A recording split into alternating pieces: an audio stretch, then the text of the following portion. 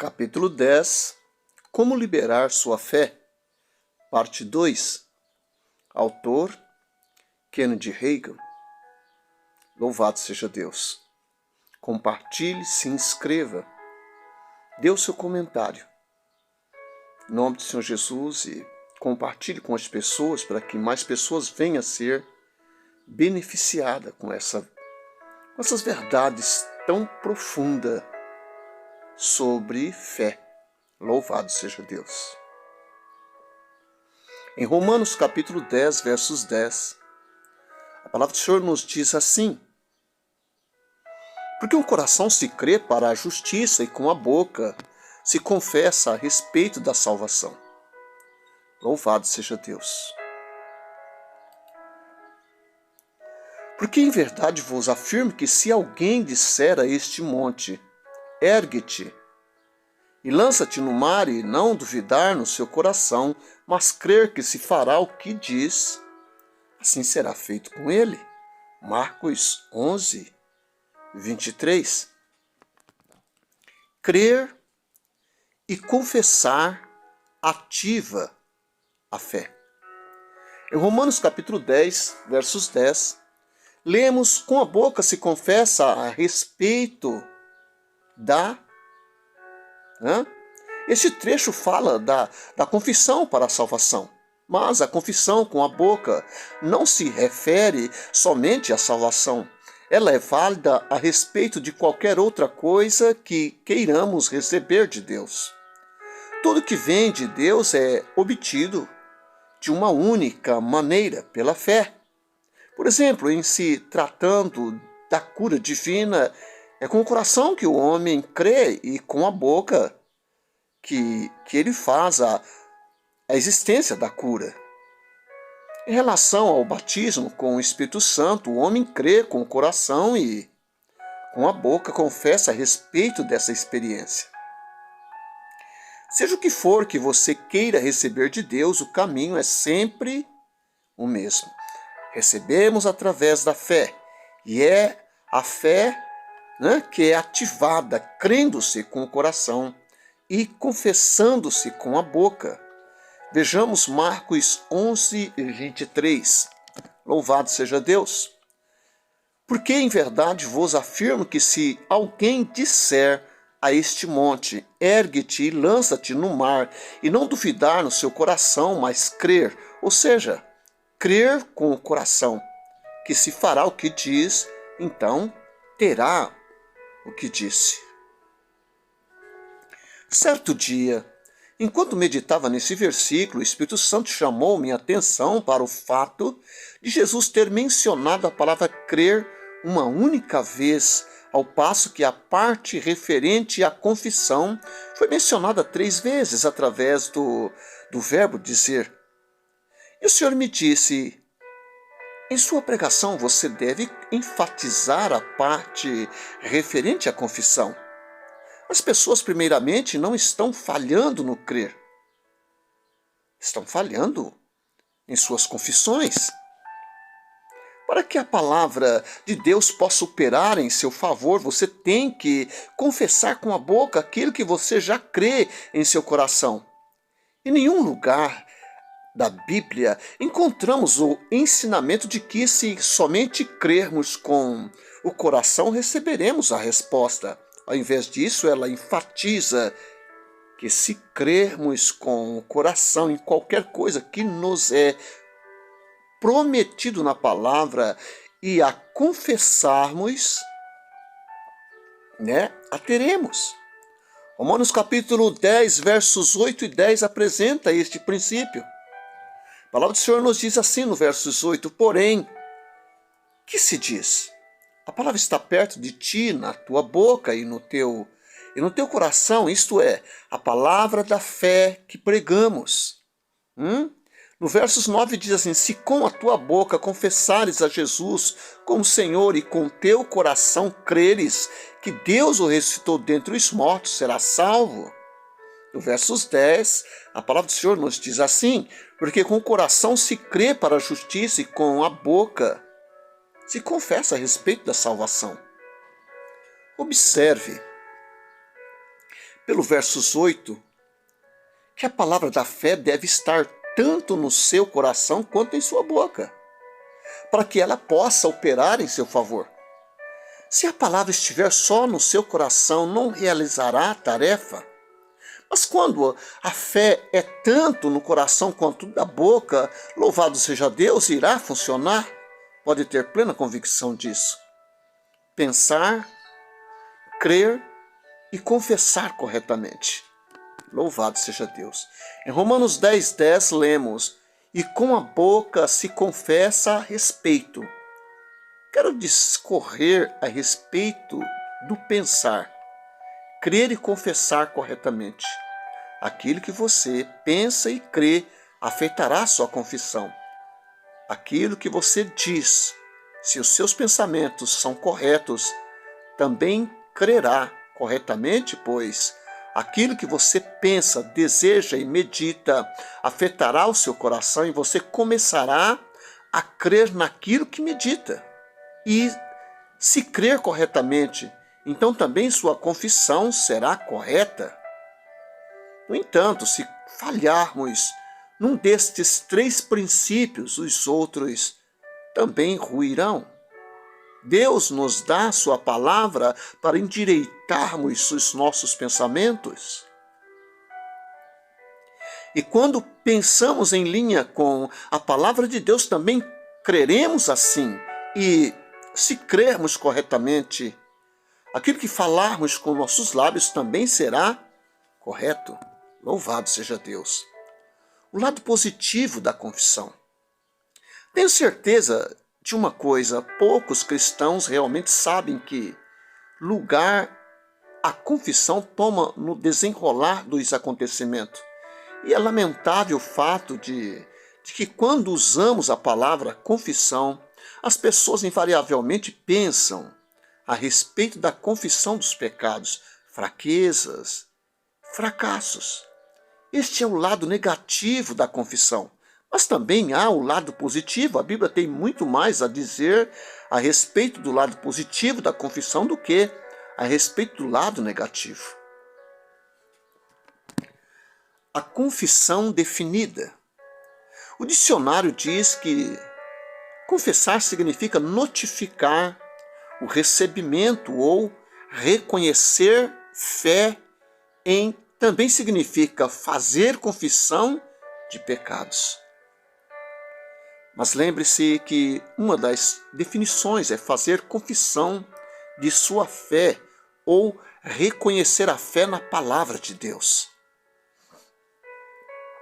Se somente vivermos num lado da confissão, o lado negativo, e somente confessarmos nossas faltas e fracassos, cresceremos em desequilíbrio em nossa vida cristã. Isso edificará fraqueza, pecado e consciência de fracasso em nossos espíritos.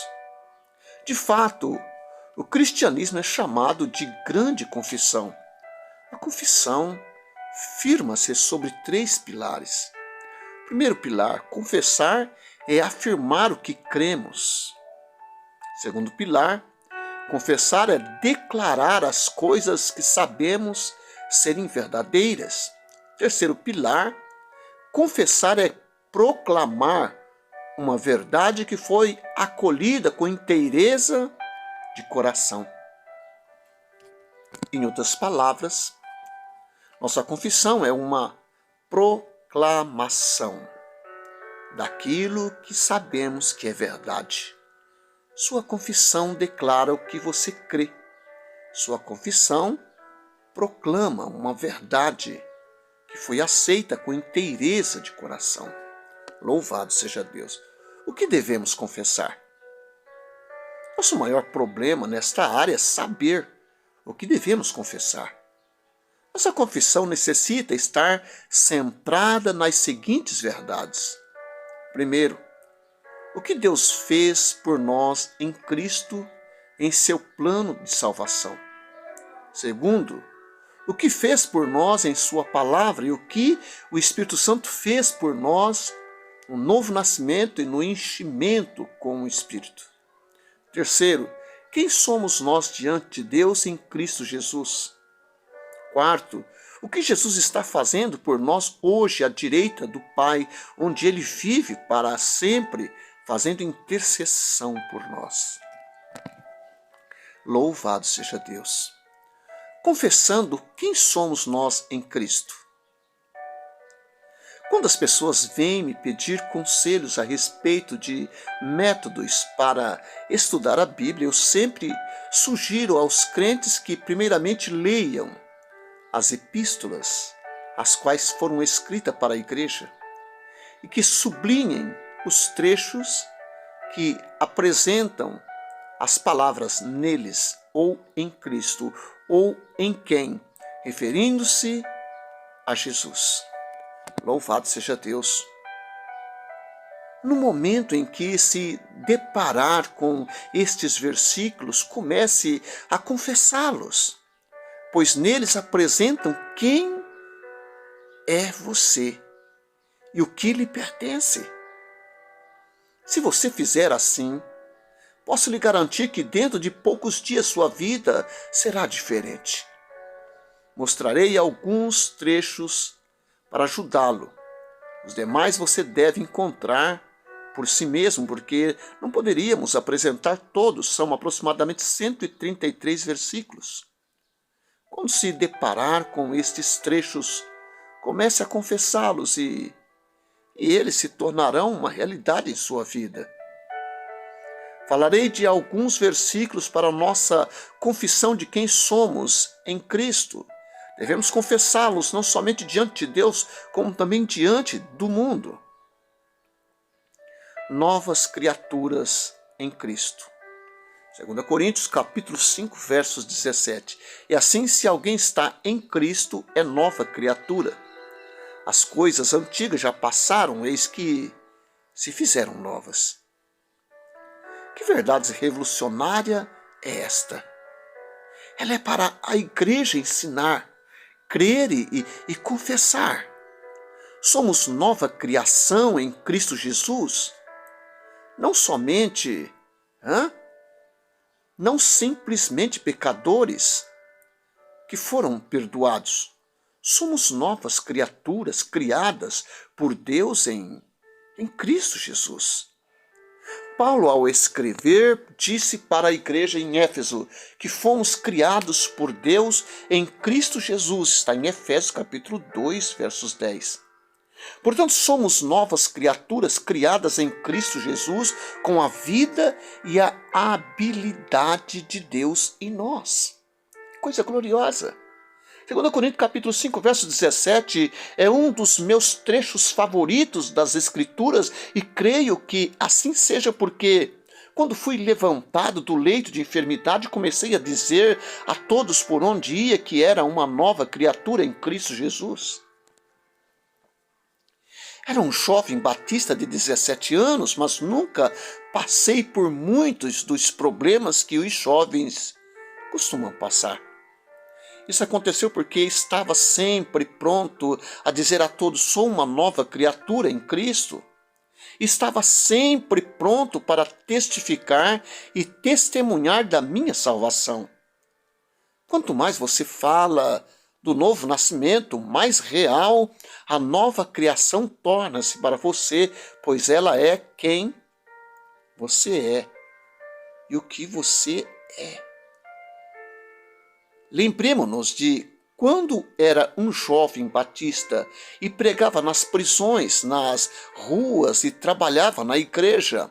Certa noite, um moço conhecido, meu velho, ele veio até mim, estava em pé numa esquina na rua quando ele chegou e disse: Kenneth, você poderia me fazer um favor? Aquele moço fazia parte da minha igreja. Mas se era salvo, não sei. E ninguém mais sabia, considerando-se a maneira que vivia. E conversando com ele, disse-me que nunca fora salvo.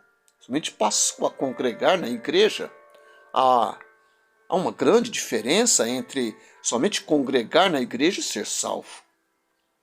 Assim ele me disse: você poderia me fazer um favor? Não gostaria de pedir isso a você, mas como estou atrasado, tenho que fazê-lo. Ele continuou: você conhece minha namorada?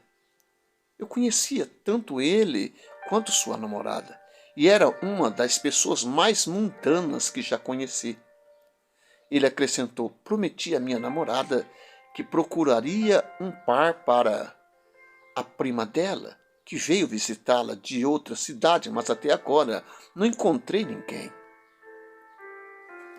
E ele disse: sua prima não é como minha namorada, pois sabia que se fosse eu não concordaria em ser seu par.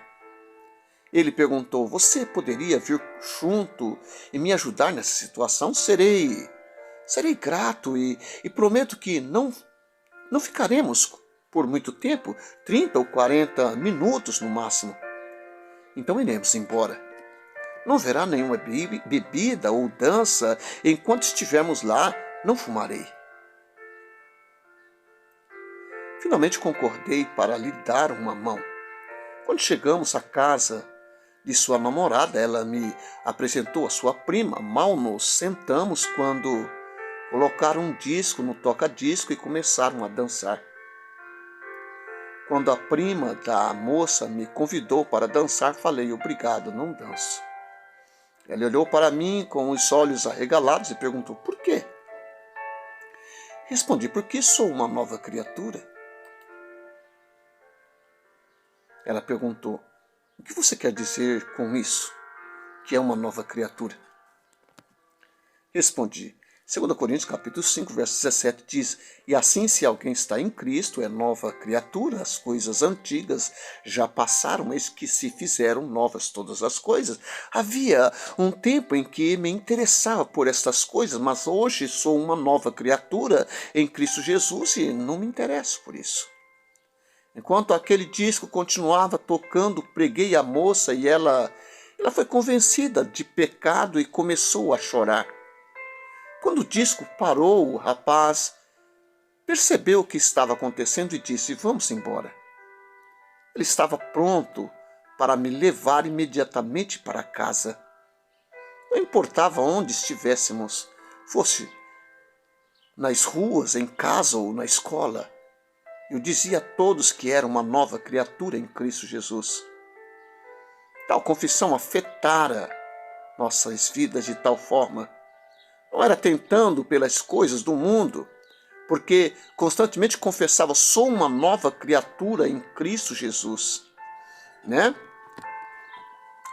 No qual temos a redenção. Temos aqui outro trecho que fala a respeito de quem somos em Cristo. Efésios capítulo 1, versos 7 e 8. No qual temos a redenção em Cristo pelo seu sangue, a remissão dos pecados segundo a riqueza da sua graça, que Deus derramou abundantemente sobre nós em toda a sabedoria e prudência. Considere a primeira parte do versículo 7, no qual temos. Considere as expressões no qual e temos. Graças a Deus não estamos tentando conseguir a nossa retenção, já a temos. Não iremos consegui-la no futuro, já a temos agora, no presente. Isso significa que o domínio de Satanás sobre nossas vidas já foi quebrado, não existe mais. Satanás perdeu o domínio sobre sua vida no momento em que você se tornou uma nova criatura. Através do novo nascimento, você recebeu um novo Senhor, Jesus Cristo. Está em Colossenses capítulo 1, versos 13. Agora Jesus deve reinar em sua vida. Satanás foi o nosso Senhor, mas hoje Jesus é o nosso Senhor.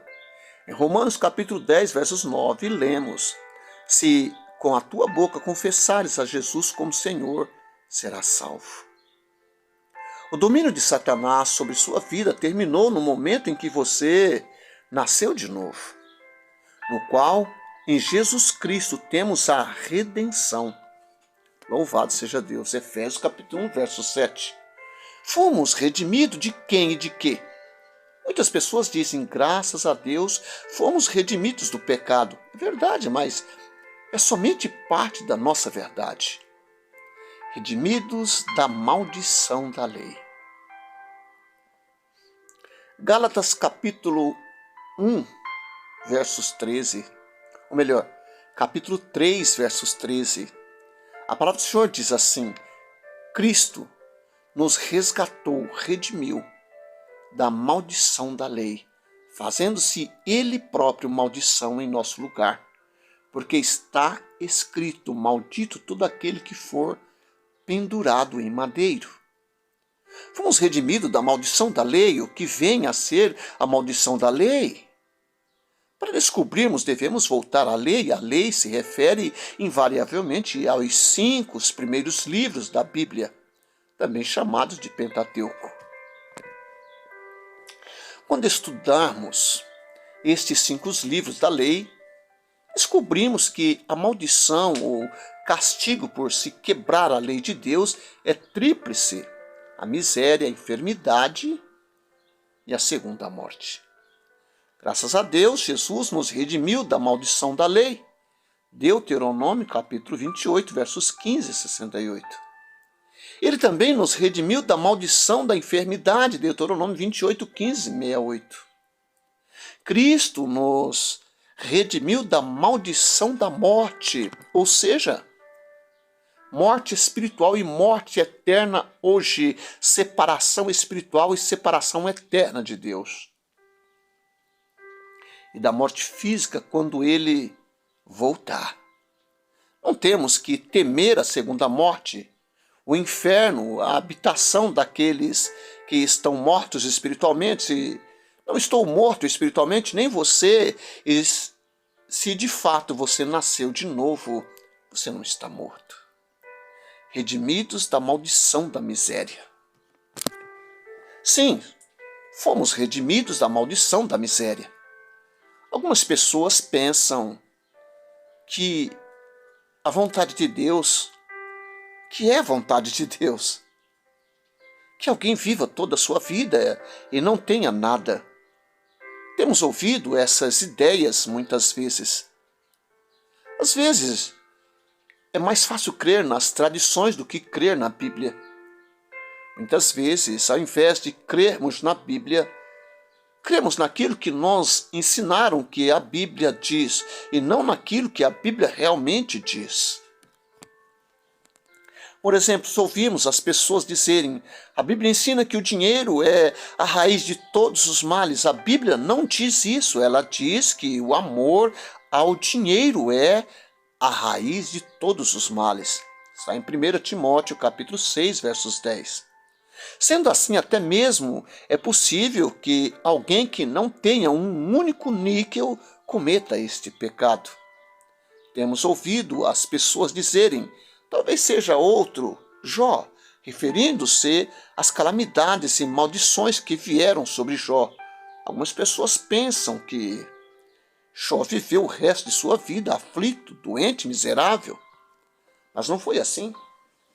Muitos dos estudiosos da Bíblia creem que os eventos relatados no livro de Jó se sucederam num período de 90 meses. Quando os ladrões roubaram os bens de Jó, ele estava cativo por Satanás.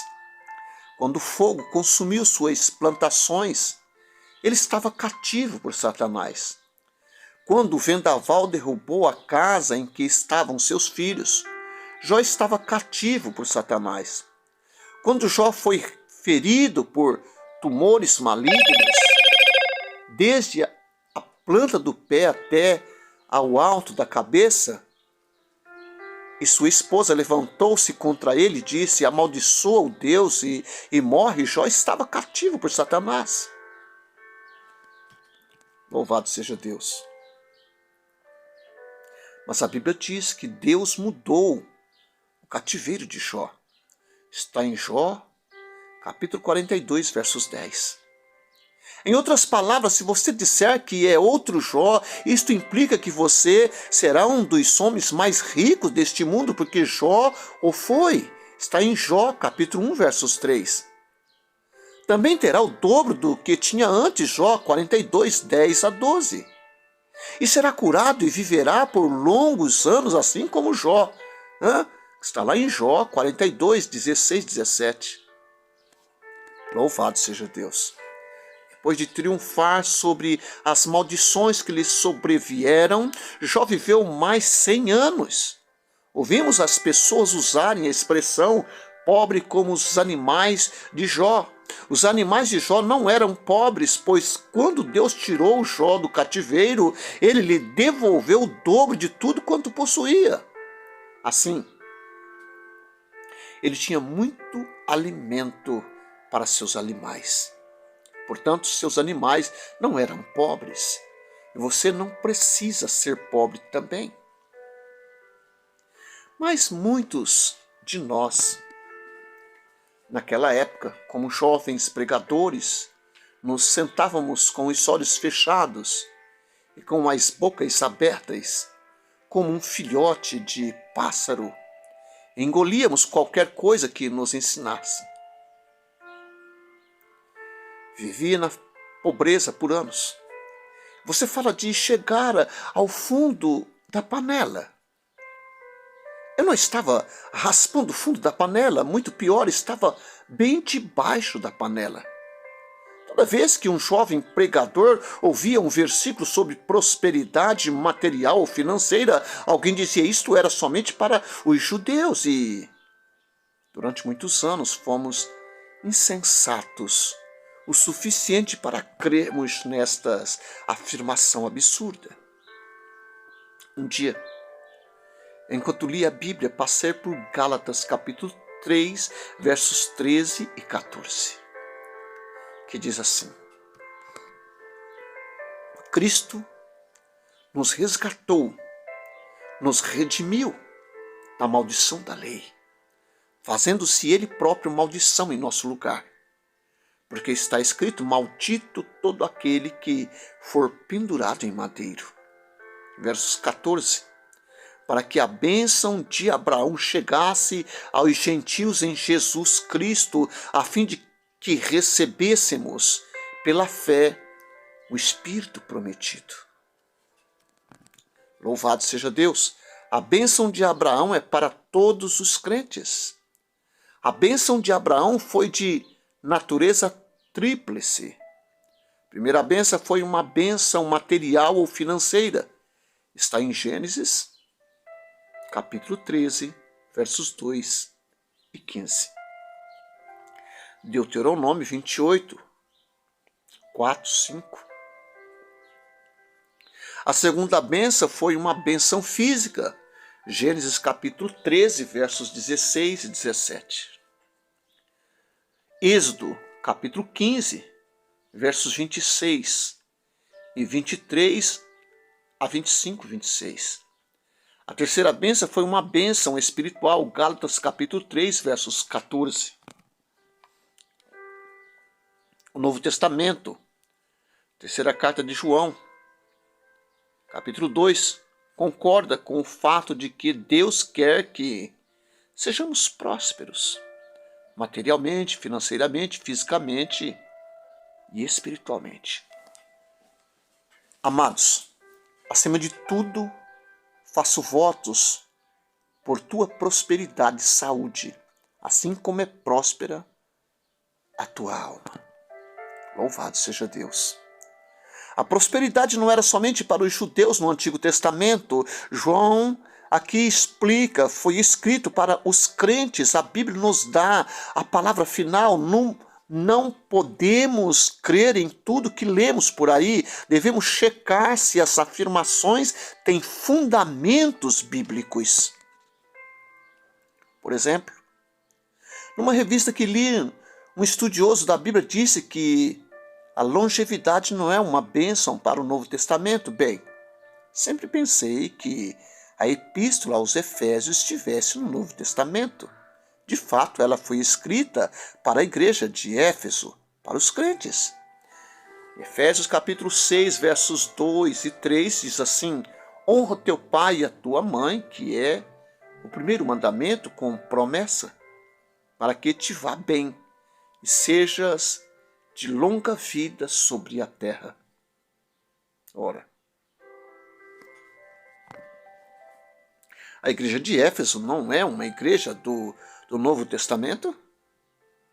E Paulo não estava ensinando-os e instruindo-os quanto aos seus direitos e privilégios em Cristo, às bênçãos e provisões que lhes pertenciam? Paulo disse: filhos, obedecei aos vossos pais no Senhor, pois é justo. Honra a teu pai e a tua mãe, que é o primeiro mandamento com promessa, Efésios capítulo 6, versos 1 a 2. Qual é a promessa? Para que te vá bem e sejas de longa vida sobre a terra. Efésios capítulo 6, versos 3. Paulo disse à igreja em Éfeso que a longevidade lhe pertencia.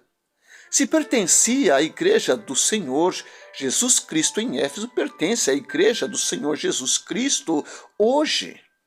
Se há o mandamento de honrar nosso pai e mãe hoje, então há promessa, longa vida sobre a terra, também é para nós hoje. Creio que tanto na parte que se refere ao mandamento, quanto na que se refere à promessa. E esta promessa é para ser desfrutada hoje. Não podemos acreditar em tudo quanto lemos, a menos que seja a Bíblia. Não sei o que você tem lido, mas seria melhor checar e ver se está em linha com a palavra de Deus.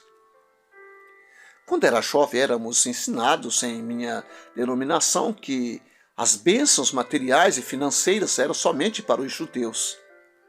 E aceitávamos isto como um fato, mas então comecei a estudar o assunto e descobrir que a prosperidade pertence aos cristãos, assim como pertenceu aos judeus no Antigo Testamento. Em primeiro lugar, quem eram os judeus? A palavra judeus deriva de Judá. Os israelitas começaram a ser chamados de judeus somente depois que as 12 tribos se estabeleceram em Jerusalém, em Israel e Judá.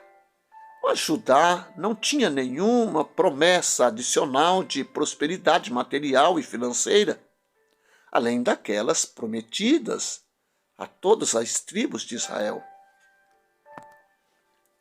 Os israelitas receberam ou herdaram sua bênção através do patriarca Jacó, chamado Israel. Jacó herdou sua bênção através de seu pai Isaque, e Isaque herdou sua bênção através de seu pai Abraão. Assim, não é a bênção dos judeus, não é a bênção de Israel, não é a bênção de Isaque, é a bênção de Abraão. Louvado seja Deus! E é exatamente o que o nosso texto diz, para que a bênção de Abraão chegasse aos gentios em Cristo Jesus, como está em Gálatas, capítulo 3, versos 14. Portanto, a bênção de Abraão é minha, a bênção de Abraão é sua. Durante anos, engoli ensinos errôneos de que não devemos ter nada na vida. Achávamos que a pobreza caracterizava a humildade. Lembro-me que, quando entendi o princípio da prosperidade, fiquei tão surpreso que não dormi durante toda a noite. Depois que comecei a entender Gálatas capítulo 3, versos 14 e outros trechos, o Espírito Santo falou comigo. Não foi Deus que colocou todas as coisas sobre a terra?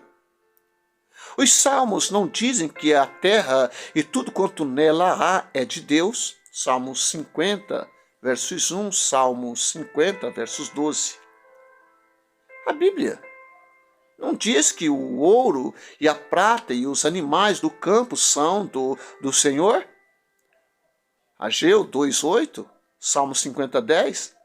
Para quem Deus fez todas as coisas? A Bíblia diz que Deus fez o mundo e tudo quanto nele há, como está em Gênesis capítulo 1, versos 3 a 27. Salmo 89, 11. Após fazer todas as coisas, ele criou o homem, Adão, e disse: Adão, lhe dou domínio sobre todas as obras de minhas mãos. Gênesis capítulo 1, versos 28. Louvado seja Deus.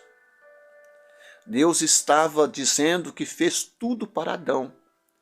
Ele deu a Adão o domínio sobre os animais, sobre a prata e sobre o ouro, sobre o mundo e sua plenitude. Em outras palavras, Adão foi estabelecido como o Deus, o zelador deste mundo. Alguém diria, então, por que o diabo e os que o seguem detêm as riquezas? Porque Adão cometeu alta traição contra Deus. Está em Gênesis capítulo 2, verso 17, Gênesis capítulo 3, versos 6 e 7, Romanos 5, 14. Adão entregou a terra para o diabo e assim ele passou a ser o Deus deste mundo. É por isso que no Novo Testamento o diabo é chamado de Deus deste mundo, 2 Coríntios capítulo 4, versos 4. Mas Jesus, o segundo Adão, 1 Coríntios capítulo 15, versos 45 a 47, veio para nos redimir das mãos de Satanás. Efésios capítulo 1, verso 7, Colossenses capítulo 1, versos 13. Romanos 5, 17, se pela ofensa de um e por meio de um só reinou a morte, muito mais os que recebem a abundância da graça e o dom da justiça reinarão em vida por meio de um só, a saber, nosso Senhor Jesus Cristo. Na versão amplificada, lemos: eles reinam como reis em vida através de um Jesus Cristo. Nesse trecho, a Bíblia diz que nós reinamos como reis em vida. Isso significa que em Cristo temos o domínio sobre Satanás. Somos chamados para dominar e não para sermos dominados por Satanás ou pelas circunstâncias desta vida. As circunstâncias não devem nos dominar, nós é que devemos dominar sobre as circunstâncias. A miséria não deve dominar ou reger nossas vidas, nós é que devemos reinar sobre a miséria. As doenças e enfermidades não devem se apoderar de nós. Nós é que devemos triunfar sobre cada doença e enfermidade.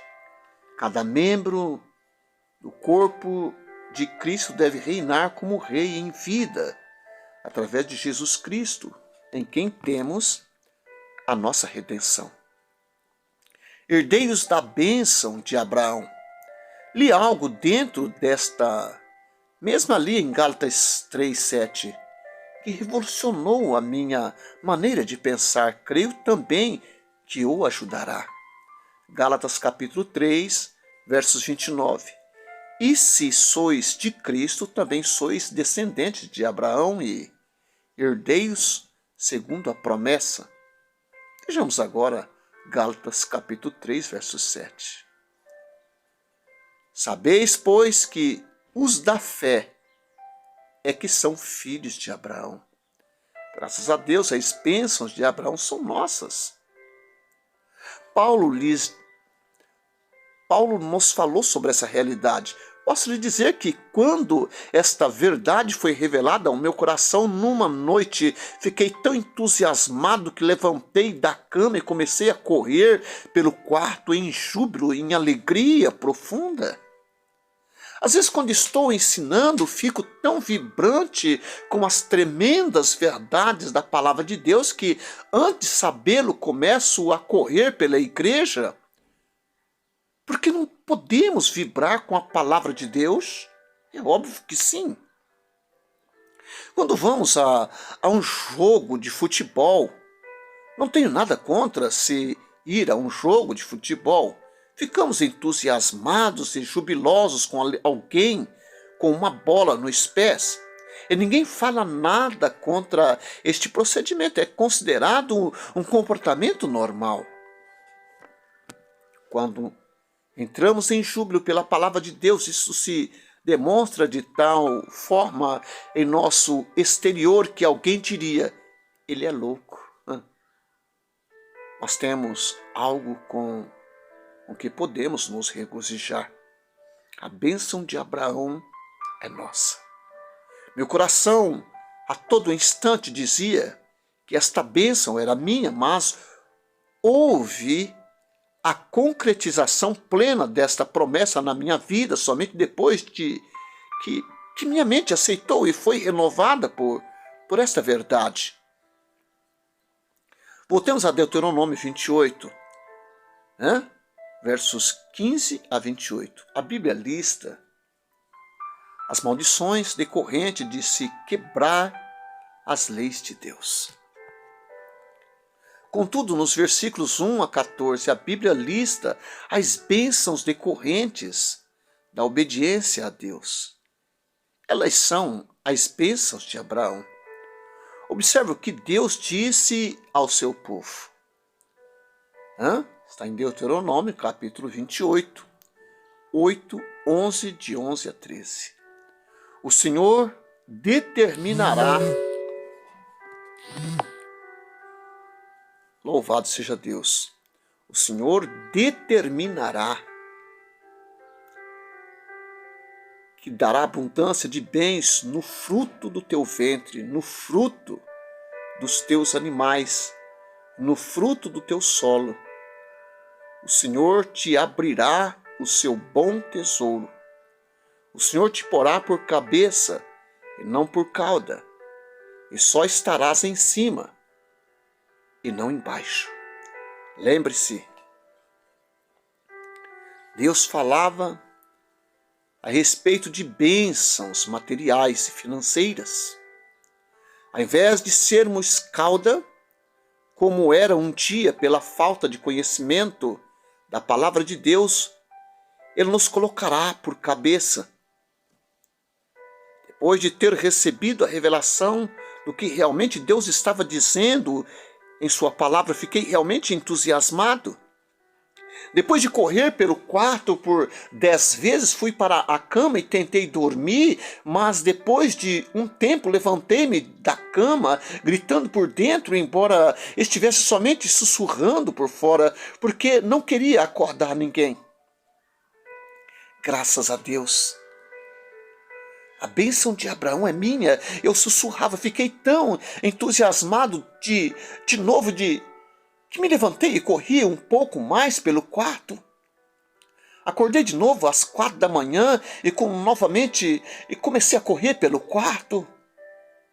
Posso lhe dizer, realmente fiquei muito feliz em saber que Deus me redimira da maldição da lei, da maldição da miséria, da maldição da enfermidade, da segunda morte.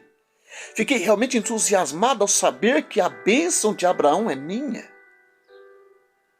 As riquezas da terra são nossas. Quero compartilhar com você o que o Senhor me disse. Ele me disse: não mais ore pedindo dinheiro, porque você tem autoridade no meu nome, o nome de Jesus, sobre a terra. Além do mais, coloquei todas essas riquezas na terra para meus filhos. Você pensa que Deus colocou o gado, a prata, o ouro aqui na terra para o diabo e sua turma? Está enganado. Sabemos que Deus ama o pecador, mas Ele ama os pecadores mais do que aos seus filhos? É evidente que não. Deus colocou as riquezas no mundo para os seus filhos.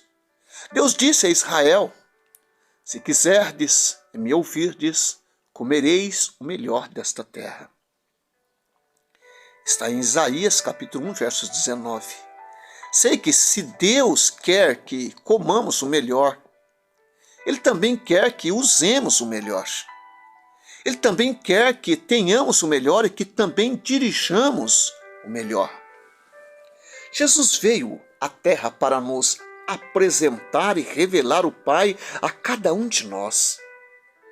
É Jesus, é aquele que disse: ora, se vós que sois maus sabeis dar boas dádivas aos vossos filhos, quanto mais vosso Pai que estais nos céus dará boas coisas aos que lhes pedirem. Mateus capítulo 7, versos 11. Quantos pais desejam que seus filhos vivam suas vidas doentes, enfermos e miseráveis? Nenhum de nós quer isso. De fato, muitos de nós temos trabalhado duro e nos sacrificado para que nossos filhos possam receber uma boa educação e assim possam levar uma vida melhor do que a nossa. Depois que o Senhor me falou que não mais devia orar pedindo dinheiro e, sim, chamando à existência a quantia desejada, e passei a obedecer-lhe. Houve uma mudança tremenda em minha vida, em minha situação financeira. Quando pregava nas igrejas, os pastores me diziam: esta é a maior oferta que esta igreja já deu para um evangelista, e os pastores nem mesmo faziam um grande apelo na hora de tirarem a oferta. Era porque eu tinha descoberto a chave de abrir a porta da casa das bênçãos de Deus. Deus tem nos dado sua provisão através de Jesus. Aleluias! O Senhor me disse: não ore mais a respeito das finanças. Coloquei o ouro, a prata na terra e dei a Adão e o domínio sobre todas essas riquezas. Mas então Adão cometeu autotraição e vendeu a terra a Satanás, que se tornou o Deus deste mundo. Mas segundo a tua palavra, o segundo Adão veio para redimir a humanidade da mão do inimigo e tirá-la da maldição. Com relação às finanças, Jesus continuou: então, não ore pedindo-me para fazer algo com suas finanças, pois já comprei todas as suas provisões. Estão todas em tuas mãos. Ao invés de pedir, diga: Satanás, tire suas mãos do meu dinheiro. Jesus disse: chame à existência o que você quer ou precisa. É você que deve fazê-lo. Respondi: como posso fazer isso, Senhor? Ele disse: se você precisa de $200 para esta semana, diga: Satanás, tire as mãos do meu dinheiro, em nome de Jesus. Pai, eu chamo à existência $200 para esta semana. Jesus disse: minha palavra diz que você reinará em vida por meio de Jesus Cristo. Está lá em Romanos, capítulo 5, verso 17. Na próxima igreja que fui, disse: Senhor, se conseguir a quantia que preciso, saberei que realmente funciona, pois da última vez que estive aqui, me deram somente 60 por 2 semanas, $60 por 2 semanas. Quando somos novos, Deus ainda permite um pouco de incredulidade em nós. Depois de um tempo, Ele vai exigir mais de nós. Continuei: Senhor, vou chamar à existência uma quantia que sei que é quase que impossível. Então disse: Satanás, tire as mãos do meu dinheiro. Em nome de Jesus, eu chamo à existência $150 para esta semana. A fé não crê para o que é possível. Ela crê para o que é impossível.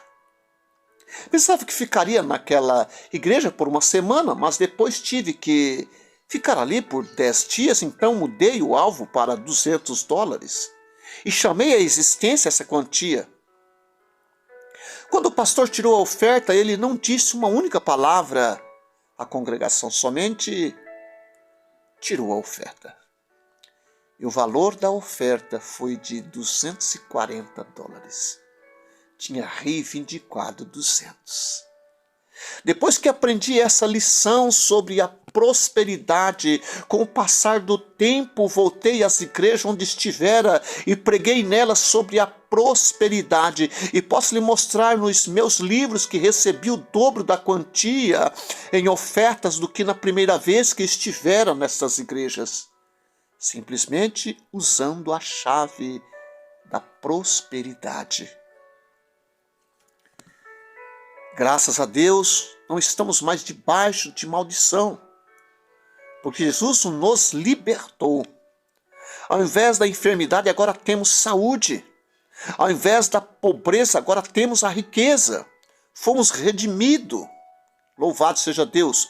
Conforme vimos, há uma rica herança em Jesus Cristo para descobrirmos na palavra de Deus. Em Cristo nos tornamos novas criaturas e fomos redimidos da maldição da lei.